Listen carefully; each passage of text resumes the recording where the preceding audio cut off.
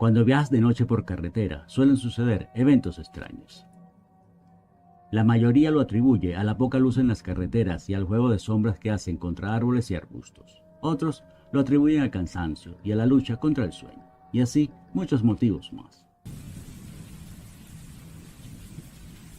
Lo que me pasó a mí no se puede explicar con ninguna de las razones anteriores.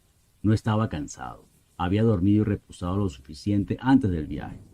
Y si bien es cierto que la carretera por donde conducía no estaba bien iluminada, la luz que había era suficiente como para ver a una distancia considerable.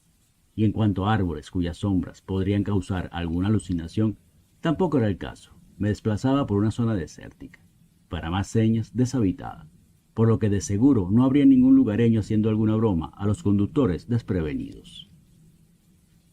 La carretera en cuestión es muy poco transitada. En las 2 horas que llevaba de viaje apenas me había cruzado con un par de vehículos, un carro particular y una ambulancia que a mi entender ya habría atendido la emergencia para la que se le llamó, pues iba sin sirena y con la coctelera apagada.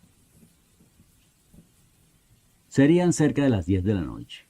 Iba vagando por mi mente sin concentrarme en nada en especial, cuando en el espejo retrovisor aparecieron 2 luces.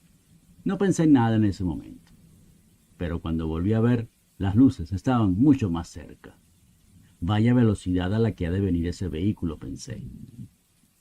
Y a medida que las luces se acercaban más, parecía seguir aumentando su velocidad. Comencé a preocuparme cuando, a pesar de la distancia que aún nos separaba, ya podía escuchar el rugido de aquel motor. Sin dudas, era un camión. Para prevenir, me orillé a la derecha lo más que pude. La marcha desenfrenada de aquel vehículo comenzó a asustarme. Cuando ya estuvo bastante cerca, al parecer, notó mi presencia y comenzó a tocar la corneta. Era el sonido largo y profundo característico de los grandes camiones. Al acercarse a mí cambió de canal y aceleró aún más. Cuando me pasó, vi que era un inmenso camión de 16 ruedas. El aire que desplazaba creaba una turbulencia tan fuerte que hacía temblar mi carro. Me agarré duro al volante y comencé a rezar. Fue instintivo. Sentí pánico. Mientras el pesado camión pasaba a mi lado, me pareció que todo sucedía en cámara lenta. Era como si el tiempo estuviera a punto de detenerse. El terror pasó a pánico y comencé a temblar. Seguro que el camión solo tardó unos pocos segundos en pasarme, pero a mí me pareció una eternidad. Ya cuando vi las luces rojas alejarse de mí, pude reaccionar para calmarme. Y no lo recuerdo bien, pero creo que le lancé unas cuantas maldiciones y terribles deseos. Una brillante luna llena comenzó a aparecer por entre las dunas detrás de mí. La carretera y el desierto comenzaron a llenarse de una pálida luz blanca. El cielo tomó un color gris oscuro, y las dunas, color marrón oscuro, se recortaban contra él, creando un ambiente que se me antojaba cálido y agradable. Fue justamente bajo ese ambiente idílico que aquella figura apareció en mi retrovisor. Era difícil de definir. Parecía ser un animal porque se desplazaba en 4 patas. Pero, para empezar, no parecía un animal de la zona. Si bien no soy ningún experto, sé que allí el animal de mayor tamaño es el zorro, y este era al menos 3 veces más grande. Tampoco parecía ser algún animal que yo hubiera visto antes. Lo que sí es cierto es que se movía a gran velocidad. Podía ver a través del espejo cómo se acercaba a mí con una rapidez imposible. La luz de la luna iluminó su lomo. Ahí pude ver que no tenía pelos y que el color de su piel semejaba el color de la piel de un hombre blanco. Y justo en ese momento, su figura se me hizo reconocible. Era un hombre muy grande, corriendo con manos y pies como si fuera una bestia. La rapidez con la que se acercaba a mí hizo que me asustara. Comencé a acelerar para alejarme, pero no lo logré. Aquel ser seguía detrás de mí corriendo a gran velocidad y a punto de alcanzarme. Por segunda vez en la noche, empecé a sentir pánico. ¿Qué era aquel ente y qué quería de mí? A medida que se iba acercando a mi carro, yo sudaba y temblaba cada vez más. Entramos a una larga recta. A los pocos segundos se puso justo detrás de mí, como a un par de metros. Entonces pude ver su cara, tosca y deforme, con facciones diabólicas que perturbaron lo más profundo de mi alma.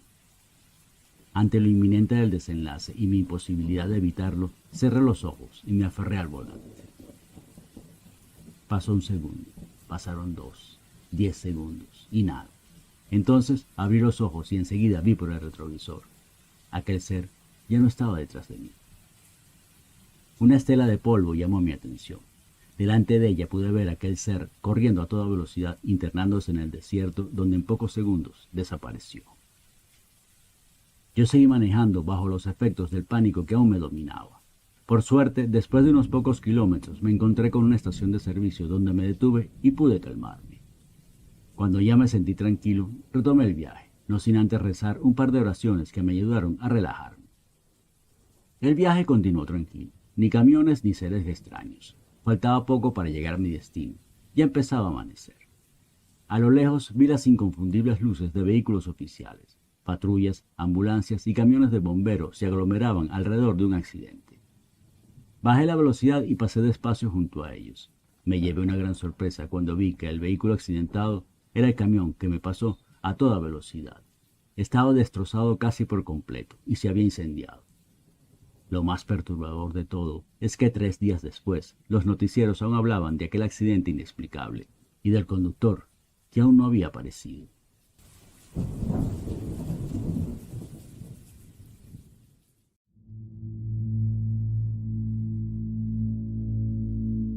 Odio viajar. Cuando me toca hacerlo, prefiero viajar por avión o en esos autobuses de lujo donde se puede hasta dormir. Pero aquella vez me tocó viajar por carretera en mi carro. A mi hermano no se le ocurrió mejor idea que comprar una finca en el Valle de la Concordia, un lugar que queda lejos de todo y hacia donde hay muy poco transporte. Pensé ir en autobús, pero hay que hacer varios transbordos, y todo iba a resultar en un viaje de unas 18 horas. Decidí entonces viajar en mi propio carro, lo que me llevaría alrededor de unas 8 horas. Salí a las 7 de la mañana, calculando que estaría en San Sebastián de la Concordia, el pueblo donde me iba a esperar mi hermano, cerca de las 3 o 4 de la tarde. Desde allí iríamos hasta su finca. Preparé café y algunos refrigerios para el camino. No quería detenerme más de lo indispensable. Recorrí el primer tramo de mi viaje por la autopista regional. Eso me llevó 1 hora.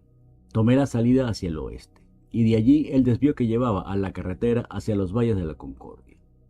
Era una vía muy transitada, sobre todo por camiones que transportaban toda clase de vegetales hasta la capital para ser distribuidos a todo el país. Las primeras 2 horas del viaje transcurrieron sin contratiempos. Luego de pasar un área montañosa bastante intrincada y llena de curvas, llegué a terreno plano. Entré a una larguísima recta. Casi de inmediato vi una larga fila de vehículos que comenzaba unos 500 metros de lado. Fui bajando la velocidad hasta que llegué a la fila de carros. Allí tuve que detenerme, puesto que la cola no avanzaba. Otros vehículos fueron llegando y se detuvieron detrás de mí. Al poco rato la fila llegaba hasta las curvas de la montaña. Luego de un rato vi cómo los choferes y pasajeros de los vehículos delante de mí comenzaron a bajarse y a conversar entre ellos en medio de la carretera. Extrañado, también me bajé de mi carro y caminé hasta el grupo que estaba más cerca de mí. Al llegar hasta ellos pregunté si sabían qué pasaba, a qué se debía la cola. Uno de ellos preguntó: ¿es su primera vez por aquí? Sí, le dije. ¿Por qué? Con razón la pregunta. Si fuera conocedor del área sabría que esta cola seguramente se debe a algún accidente y que estaremos aquí al menos un par de horas, si tenemos suerte. Nunca mejor dicho, dijo un hombre alto y fornido, conductor de un camión parado más adelante, y agregó: una vez estuve aquí más de 8 horas. Espero que ese no sea el caso hoy, acoté yo. Los demás choferes comenzaron a contar sus experiencias y estuvimos cerca de 1 hora allí. Saqué el celular para llamar a mi hermano e informarle de la situación, pero no tenía cobertura. Empecé a caminar buscando un lugar donde hubiera señal. Luego de un rato, una señora me señaló una loma que había más adelante y me dijo: allá hay señal. Me dirigí hasta allá y efectivamente pude llamar a mi hermano. Le expliqué la situación. Él me dijo que tuviera paciencia, que esa situación podía tardar un buen rato en resolverse, y que no me preocupara, que estaba en casa de un amigo y podía esperarme el tiempo que fuera necesario. Cuando bajé de la loma, me uní a un grupo de personas que estaban arremolinadas alrededor de un hombre de uniforme. No supe si era policía u otra clase de funcionario. Lo cierto es que estaba explicando la situación. Llegué a tiempo para oír que un terrible accidente había sucedido en la entrada de la Troncal 7. Este involucraba a varios vehículos, entre carros, camiones y un autobús. «Qué terrible», dijo una señora. «En esa Troncal 7 siempre hay accidentes trágicos». Para finalizar, el funcionario nos advirtió que el levantamiento del choque y la remoción de los vehículos tardaría al menos 4 horas. Mal día elegí para venir. Si es así, llegaré a San Sebastián pasada la medianoche. El funcionario se retiró y el grupo se quedó allí conversando. Yo me quedé con ellos con la esperanza de saber un poco más acerca del accidente. Pero ellos empezaron a contar las leyendas de esa carretera. Uno habló de un niño que se aparecía en medio de la carretera. Cuando el conductor se detenía para auxiliarlo, el niño desaparecía dejando a los choferes en medio de la vía, confundidos y asustados. Otro contó de un anciano que pedía un aventón. Cuando la gente se detenía y le preguntaba para dónde iba, él respondía: al infierno, ¿quieres venir conmigo? Mientras se transformaba en una especie de demonio ardiendo. Algunos conocedores de la zona decían que era el alma en pena de un chofer que había fallecido quemado después de un grave accidente. Otros hablaron acerca de mujeres, de animales y hasta de un cura que advertía de peligros haciendo la señal de la cruz desde la cuneta. En ese punto, y viendo que la conversación no me aportaba nada bueno, preferí irme al carro y acostarme en el asiento trasero a dormir. Me despertaron unos golpes en la ventanilla. Alguien me avisaba que ya íbamos a empezar a movernos. Me pasé al asiento delantero e iniciamos la marcha muy lentamente. Manejé por más de una hora sin pasar de 10 kilómetros por hora. Me sentía agobiado y muy cansado. Si bien había dormido un buen rato, no había descansado nada. Al llegar al sitio del accidente pude ver lo grave del mismo. Las autoridades habían apartado los vehículos a un lado para restablecer el paso. Conté 4 autos, 2 camiones y un autobús. Al final del amasijo de hierros había un cadáver tirado en el pavimento. No pude ver de quién se trataba, pues estaba cubierto con una sábana. De allí en adelante la circulación mejoró bastante. Manejando me di cuenta que en esa zona anochece temprano. Ya a las 6 de la tarde estaba oscuro. Aún me faltaban al menos 4 o 5 horas de viaje y a medida que avanzaba me sentía más y más cansado. Necesitaba parar en algún lugar a descansar y reponer. Por fin, a lo lejos, vi el aviso de una estación de servicios. Ese solo hecho ya me despabiló. Estacioné en el área dedicada y fui directo a la tienda de conveniencia. Pedí una torta de queso, una gaseosa, un café y me senté en una mesa. No me había dado cuenta del hambre que tenía, hasta que di el primer mordisco a la torta. La devoré de 3 bocados. Y creo que la soda me la tomé de un solo trago. Ya satisfecho, comencé a disfrutar del café. Ese sí me lo fui tomando poco a poco y saboreándolo. Estaba bueno. Mientras me lo tomaba, miréme alrededor. Creo que todos los que estábamos allí teníamos la misma cara de agotados. En la mesa frente a la mía me llamó la atención una mujer. Estaba sola, no había nada en su mesa y a sus pies había una pequeña maleta. Miraba hacia todas direcciones como si estuviera buscando o esperando a alguien. Sin ser una mujer especialmente bonita, era atractiva. Aún sentada, se notaba que era alta y voluptuosa. Después de observarla un rato, decidí acercarme a ella. Buenas noches. Disculpa si parezco impertinente. Llevo rato viéndote. Me parece que estás preocupada. Sí, dijo ella. El autobús en el que venía hizo una parada aquí para que los pasajeros fuéramos al baño o compráramos algún refrigerio. Pero no sé qué pasó. De repente me encontré sentada aquí sola y el autobús se había ido. ¿Hacia dónde vas?, le pregunté. A San Sebastián de la Concordia, respondió ella. Yo voy hacia allá también. Si no te molesta viajar con un extraño, puedo llevarte. Ella tímidamente dijo gracias, pero no quisiera molestar.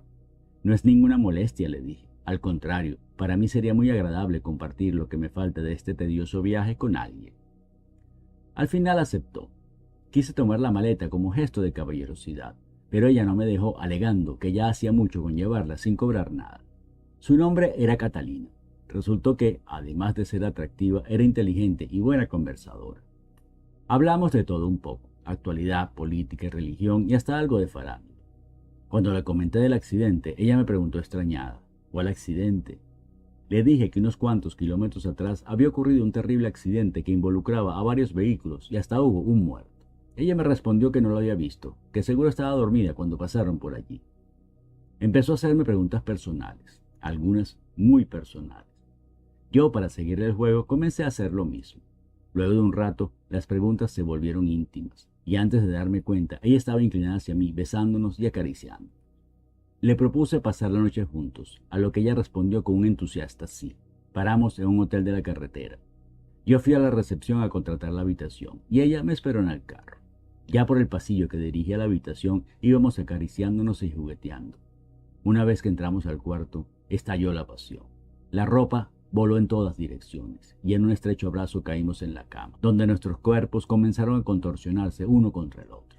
Su piel era como acariciar terciopelo tibio, sus besos eran vainilla y jengibre, dulces y picantes, y sus manos, sabias exploradoras, recorrieron cada rincón de mi cuerpo. Jadeos y gritos ahogados llenaron la habitación.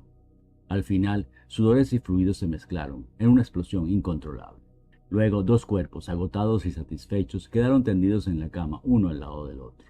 Mientras el sueño nos vencía, ella dijo algo que no entendí, y yo le respondí algo que no recuerdo. Me despertó un hilo de luz que se colaba entre la cortina. Giré sobre mí y alargué la mano buscándola, pero no la encontré. Miré hacia el baño, pero allí tampoco estaba.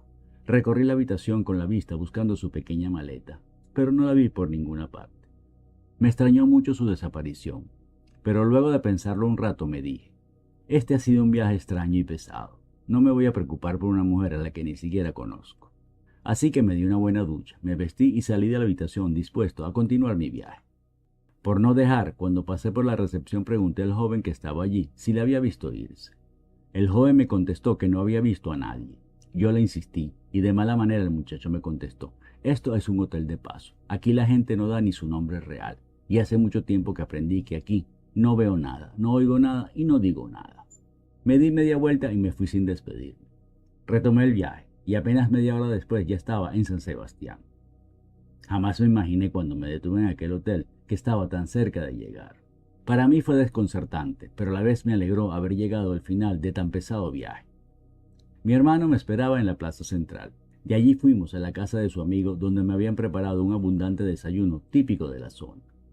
Por cortesía acepté comer con ellos, pero en un momento que pude le dije a mi hermano que me quería ir, que me sentía agotado por el viaje y que solo quería descansar lo que quedaba del día. Con mucha educación nos despedimos de su amigo. Al salir de allí, mi hermano me dijo que antes de irnos a la finca debíamos hacer algo que él no podía posponer. Teníamos que pasar por la funeraria a dar el pésame al alcalde, pues había muerto un familiar de este. Por suerte la funeraria no quedaba muy lejos, solo a un par de cuadras.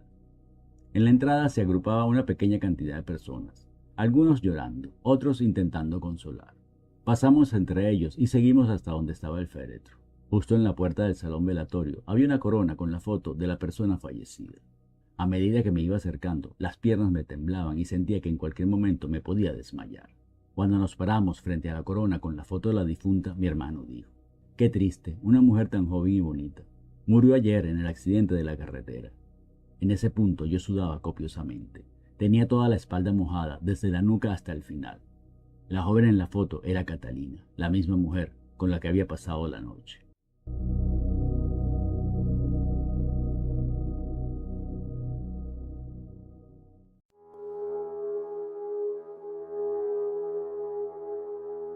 La anciana salió al patio, como de costumbre, a las 6 de la mañana en punto. Tenía un destartalado cuenco de aluminio en las manos, donde llevaba hígado crudo en salsa de tomate. Lo dejó con cierto desdén en el piso y regresó a la casa. 5 minutos después salió de la perrera que estaba al fondo una mujer muy delgada. Llevaba un viejo vestido curtido y hecho harapos. Estaba tan sucia que no se podía adivinar su color de piel. A pesar de que era a todas luces una adulta, no pesaría más de 30 o 35 kilos. Tenía los ojos casi desorbitados y una expresión desencajada, signo claro de su locura. Se abalanzó sobre el cuenco y devoró el hígado bañado en salsa de tomate con desespero. Cuando terminó, levantó la cabeza hacia la casa. Mientras se limpiaba la boca con el antebrazo, hacía gestos vulgares a la anciana, que la veía desde la ventana. Luego, arrastrando la cadena que estaba pegada a un grillete en su tobillo, regresó a la perrera donde pasaba el resto del día. De vez en cuando emitía un sonido difícil de identificar. A veces parecía un aullido, a veces un llanto. La anciana decía que era su risa, burlándose de todos. La anciana era mi abuela, y la mujer en la perrera era mi tía Aurora. Mi tía Aurora había nacido con una extraña condición que ningún médico pudo determinar. Desde bebé tuvo un comportamiento irracional y salvaje. Mi abuelo decía que era un salto atrás en la evolución, que había regresado a ser una bestia. Desde muy pequeña tuvo un comportamiento agresivo. Cualquier actividad que hubiera que realizar con ella se convertía en una batalla. Mordía, arañaba, daba patadas. Para mi abuela criarla fue un verdadero tormento. Cuando empezó a gatear solía irse al patio a cazar insectos. Y cuando digo a cazar, lo digo literalmente. Se agazapaba como un depredador esperando a su presa. Llegado el momento indicado, saltaba sobre una mariposa, un grillo, una oruga o el insecto que fuera, y después de destrozarlo, se comía sus restos con gran regocijo. Mi abuelo hizo una especie de corral donde se le pudo mantener algún tiempo, pero mi tía era una salvaje. Una tarde se escapó del corral. Mis abuelos la encontraron en el patio. Había cazado al gato de los vecinos. Estaba sentada en el suelo jugando y salpicando por todas partes los restos del pobre animal. Mientras mi abuela intentaba asear a aquella criatura salvaje, mi abuelo recogía meticulosamente los restos del pobre gato para enterrarlos al fondo del patio. Tenía que hacerlo. De otra manera, ¿cómo le explicaría a los vecinos la situación? Así transcurrió la infancia de mi tía Aurora, y aunque su adolescencia no fue muy distinta, se hizo más llevadera debido a que mi abuela descubrió que mi tía adoraba el hígado crudo bañado en salsa de tomate. Cada vez que se lo daba, mi tía se tranquilizaba por 3 o 4 horas. Pero, si por algún motivo a mi abuela se le pasaba la hora en la que mi tía le daba hambre, las cosas volvían a salirse de control. Una vez se escapó a la calle. La encontraron escondida detrás de un matorral en un parque. Había destrozado un perro y se estaba comiendo su hígado. A medida que mi tía iba creciendo, se hacía cada vez más incontrolable y cada vez parecía tener más apetito. La situación llegó al colmo una vez que mi tía Raquel fue a visitar a mis abuelos. Acababa de tener una niña y la llevó para que pasara la tarde con ellos. Mi abuela, como previsión, le dio una buena cantidad de hígado a Aurora y la encerró en uno de los cuartos del fondo de la casa. Cuando llegó mi tía Raquel, ya Aurora estaba durmiendo. Ambas se sentaron en la sala a conversar. La beba de mi tía Raquel se había quedado dormida en su coche. Mi abuela y mi tía, confiadas en que Aurora estaba dormida, fueron a la cocina a preparar café. Apenas habían tomado un sorbo cuando escucharon el sonido del coche estrellarse contra el piso y los gritos de miedo de la bebé. Ambas corrieron a la sala. Cuando llegaron, el escalofrío les heló la espalda. La bebé estaba tirada en el suelo, casi debajo de una cómoda. Hasta allá había rodado cuando mi tía Aurora lanzó por los aires el coche con la bebé adentro. Aurora caminaba decidida hacia ella con las manos en forma de garra y emitiendo un gemido aterrador. Mi tía Rebeca, sin dudarlo, tomó un atizador que estaba al lado de la chimenea y le asestó un violento golpe en la cabeza. Aurora cayó al piso desmayada. Raquel, sin siquiera despedirse, tomó a su niña y salió a toda prisa de la casa. Esa tarde, cuando llegó mi abuelo, la abuela le contó lo sucedido. ¿Qué vamos a hacer?, preguntó ella. Él, sin decir palabras, salió de la casa. Al cabo de una hora regresó. Mi tía Aurora ya se había despertado y aullaba en el patio. Mi abuelo dijo: «Dale su comida, necesito que esté tranquila». Sacó de una bolsa una gruesa cadena, 2 grandes alcayatas y otros implementos más. Mi abuela, al ver todo aquello, preguntó: «¿Qué vas a hacer?». «La voy a encadenar, no hay otro remedio». A partir de ese momento mi tía permaneció encadenada, comiendo una sola vez al día con la intención de que no tuviera fuerzas para luchar y no fuera una amenaza. Pero Aurora era una bestia salvaje y como tal solo esperaba el momento adecuado para escapar. Con uñas y dientes fue royendo la base de cemento donde estaba anclada la alcayata que aseguraba la cadena que la mantenía prisionera. Le llevó su tiempo, pero al final lo logró. Ese día comenzó como todos. Mi abuela salió al patio y le dejó en el piso el desvencijado cuenco con su comida. Aurora salió de la perrera con calma, comió el hígado despacio y luego, con la misma parsimonia, volvió a entrar a la perrera. A mi abuela le pareció extraña su actitud, pero no sospechó nada. Al final, nada era normal con mi tía. Aurora permaneció encerrada en la perrera sin hacer ruidos, demasiado tranquila para lo que era su costumbre.